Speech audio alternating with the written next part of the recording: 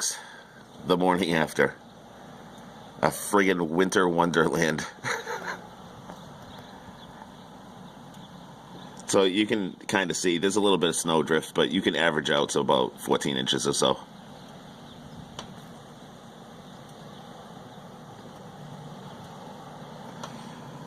Oh, you can see the snow drift ripples right there in the snow and stuff. Yeah, it was windy as hell last night.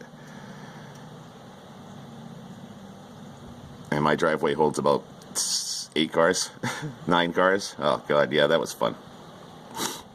Well, be awesome. It's about fucking 12 degrees outside.